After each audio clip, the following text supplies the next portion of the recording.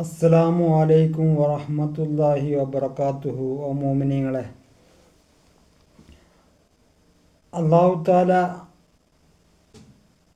നമ്മുടെയും നമ്മുടെ മാതാപിതാക്കളുടെയും ഉസ്താദുമാരുടെയും എല്ലാ ദോഷങ്ങളും പുറത്ത് മാഫാക്കി കൊടുക്കുമാറാവട്ടെ. അവർക്ക് ദീർഘായുസ്സും ആഫിയത്തും ആരോഗ്യം അള്ളാഹു പ്രദാനം ചെയ്യുമാറാവട്ടെ. ആമീൻ. സുഹൃത്തുക്കളെ, അള്ളാഹുവിനെ അറിഞ്ഞ് ജീവിക്കേണ്ടത് നമ്മുടെ കടമയാണ്, ബാധ്യസ്ഥയാണ്. അള്ളാഹു നമുക്ക് ചെയ്ത അനുഗ്രഹങ്ങൾ ഒരുപാടുണ്ട്. എണ്ണിയാലൊന്നും തീരാത്ത നിലക്ക് ഉള്ള അനുഗ്രഹങ്ങളുണ്ട്. വിശ്വാസികളായ നമ്മെ സംബന്ധിച്ചിടത്തോളം അള്ളാഹു താലയ്ക്ക് നന്ദി ചെയ്ത് ജീവിക്കേണ്ട കടപ്പാട് നമുക്കുണ്ട്. അള്ളാഹു താലയ്ക്ക് വേണ്ടി ഇബാദത്ത് ചെയ്യാൻ വേണ്ടിയാണല്ലോ നമ്മെ എല്ലാവരെയും അള്ളാഹു അയച്ചത്. നാം എല്ലാവരും അള്ളാഹുവിനോട് കരാർ ചെയ്തവരാണ്.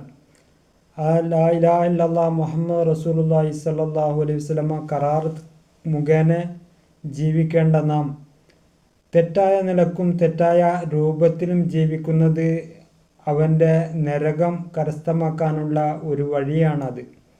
ആ വഴിയിൽ അള്ളാഹു നമ്മെ പെടുത്താതിരിക്കട്ടെ.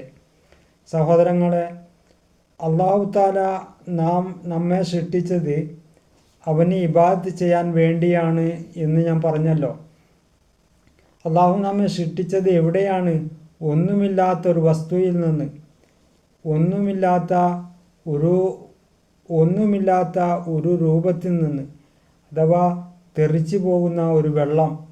ആ വെള്ളം തന്നെയാവട്ടെ, അതിനെ കുറേ കാലം സൂക്ഷിക്കുകയും അത് ഒട്ടിപ്പിടിക്കുകയും ഒരു സ്ഥലത്ത് ഗർഭാശയത്തിൽ അത് ഒട്ടിപ്പിടിക്കുകയും അവിടെ നിന്ന് അതിന് വേണ്ടുന്ന ഭക്ഷണങ്ങളും അള്ളാഹു നൽകി, അതിന് ശ്വസിക്കാനുള്ള ശ്വാസമെല്ലാം നൽകിയ അള്ളാഹു. ചിന്തിച്ചു നോക്കൂ സഹോദരന്മാരെ, നമുക്കങ്ങനെ ചിന്തിക്കാൻ പോലും കഴിയുകയില്ല. അവിടുന്ന് അള്ളാഹു താല അതിന് കണ്ണ്, കാല്, കൈ അതെല്ലാം നൽകി അവന് ഒന്നുമില്ലാത്ത ഒരു സ്ഥലത്ത് നിന്ന്, ചിന്തിക്കാൻ പോലും പറ്റാത്ത ആ സ്ഥലത്ത് നിന്ന് അള്ളാഹു നമ്മെ സൃഷ്ടിച്ചു. അവൻ നമ്മെ കൊണ്ടുവന്നു. ഇതെന്തിനാണ്? അവനെ ആരാധിക്കാൻ വേണ്ടിയാണ്. അള്ളാഹു നമ്മെ പരീക്ഷിക്കും.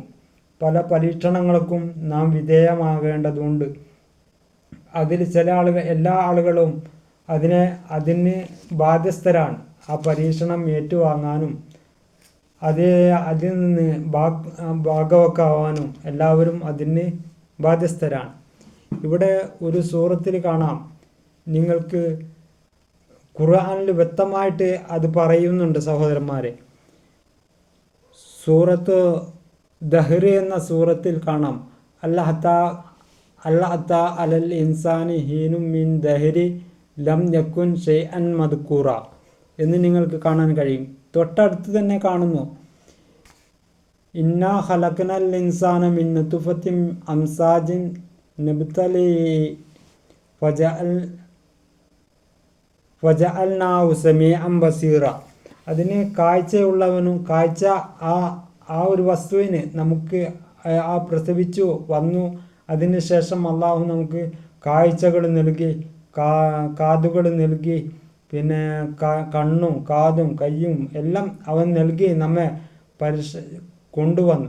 അതിലാണെങ്കിലോ തൊട്ടടുത്ത ആയത്തിൽ പറയുന്നത്, അത് മനുഷ്യൻ സൃഷ്ടിച്ചത് അവനെ പരീക്ഷിക്കാൻ വേണ്ടിയാണ്. അതിൽ നന്മ ചെയ്യുന്ന ആളുകളുണ്ട്, അവർ വിജയം കൈവരിച്ചു പോകും. അവർ വിജയികളായി തീരുകയും അതേപോലെ വന്ന മനുഷ്യരെ, അള്ളാഹു സൃഷ്ടിച്ച മനുഷ്യർ തന്നെ അള്ളാഹുവിന് തഖ്വ ചെയ്യാതെ, അള്ളാഹുവിനെ ആരാധിക്കാതെ, അള്ളാഹുവിനെ ഭയപ്പെടാതെ, അവനെ അനുസരിക്കാതെ ജീവിക്കുന്ന ആളുകളും വേറെ ഒരു ഭാഗത്ത് കാണാൻ കഴിയും. ഇത് രണ്ടുമാണ് ഈ ഖുർആനിൽ ഇവിടെ വിശദീകരിക്കുന്നത്. അതുകൊണ്ട് ആരാണോ ഹക്കായ വിജയം കൈവരിച്ചവർ, അവർക്ക് അള്ളാഹു സ്വർഗവും നൽകും. അതിന് എതിരായി പ്രവർത്തിക്കുകയും ചിന്തിക്കുകയും ചെയ്യുന്നവർക്ക് അള്ളാഹു തക്കതായ ശിക്ഷ, നരകമെന്ന ജഹന്നമ് അവർക്ക് നൽകുകയും ചെയ്യും.